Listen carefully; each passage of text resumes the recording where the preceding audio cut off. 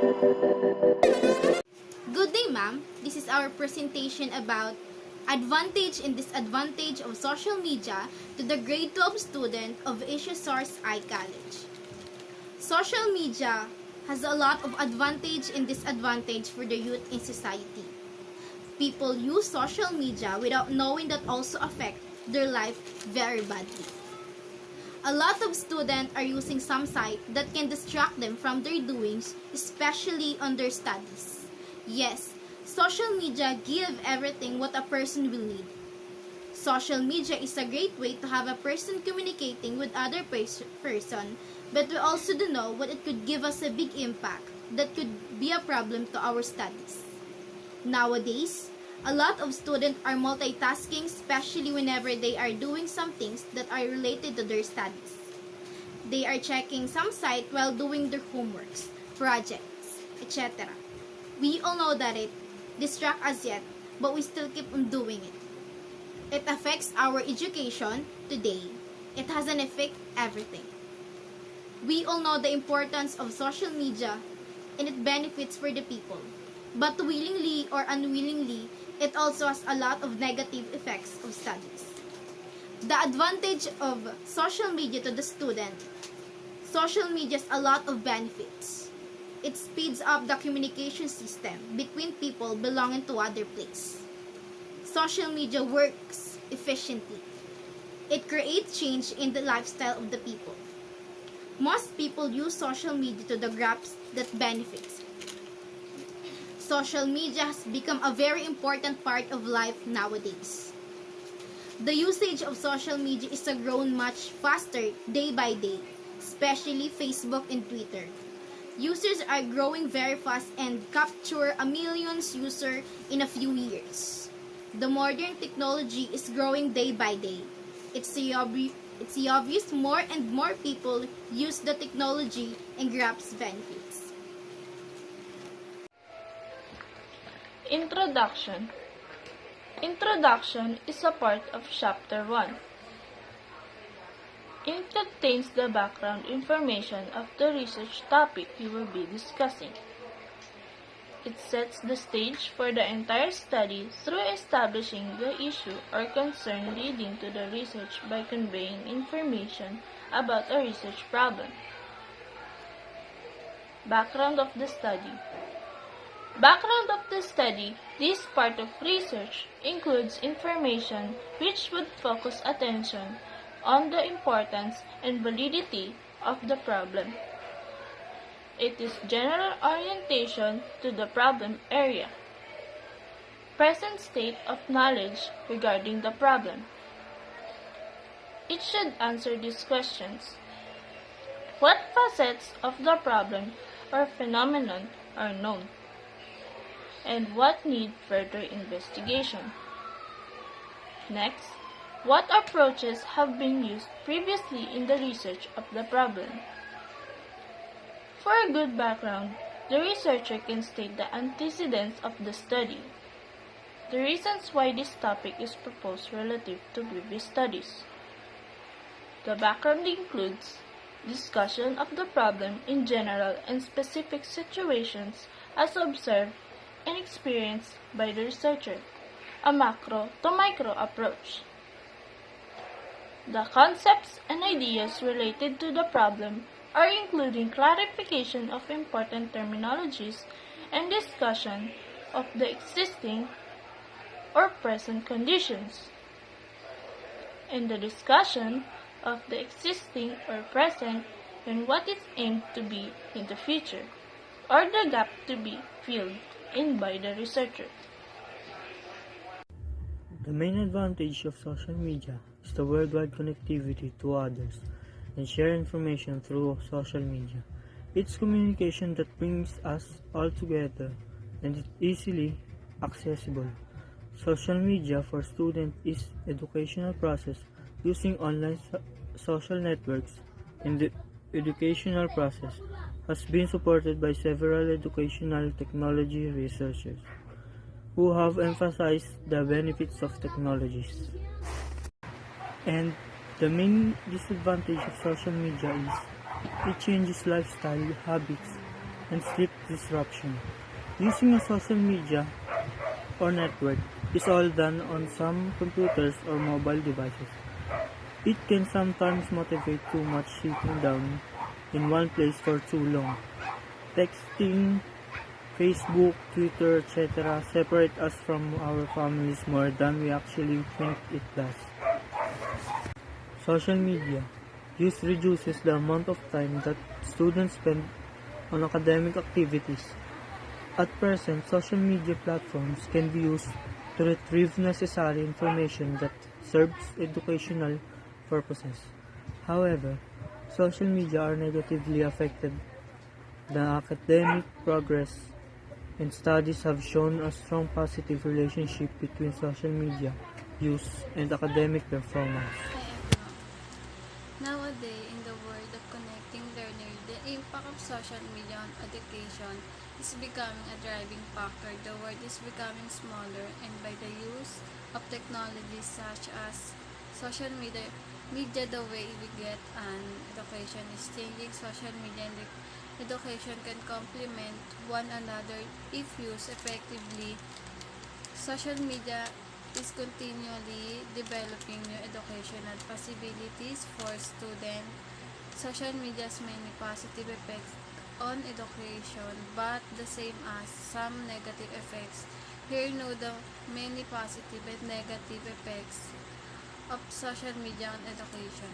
Positive effects of social media education motivate online learner with the same use of social media platform in school. The student get motivated and to the learn educational videos on YouTube, easy access to ebook, online notes, and learning via video call are major aspects that contribute educational development. Past studies have found that students who spend more time on social media sites are likely to demonstrate poor academic performance. This is because they spend time chatting online and making friends on social media sites instead of reading book. This is negative effect on their academic performance. Thank you. Good afternoon, I am Angeline Gomez Fernandez, grade 12 student from CSS3A. I am discussing the survey questionnaire and how it will help you solve the statement of the problem. Survey allow researchers to collect a large amount of data in a relatively short period. Survey are less expensive than many other data collection techniques. Survey can be used to collect information on a broad range of things, including personal facts, attitude, past behavior, and opinions. In a non-intimidating survey environment, you will learn about what motivates survey respondents and what is important to them, and gather meaningful opinions, comment, feedback. A non-intimidating survey environment is a one that best suits the privacy needs of the survey respondent. Respondents are more likely to provide open and honest feedback in a more private survey method. Social networking survey question is a questionnaire to understand which social media and channel will the most effective to reach your market segment. This survey aims to identify how audience use social media platforms to target the required audience. Social media has many positive effects on education, including better communication, timely information, and socializing online, learning, enhancing skill, making a career, among others, but the same has some negative effects which include identify death, cyberbullying, and social isolation. The use of the social media in education provides students with the ability to get more useful information to connect with learning groups and other educational systems that make education convenient. Social networking tools afford students and institutions with multiple opportunities to improve learning methods. Hi, I'm John Robert H. Evangelista. So I explain what is survey questionnaire. What is survey questionnaire? A survey questionnaire is a set of questions used in a survey.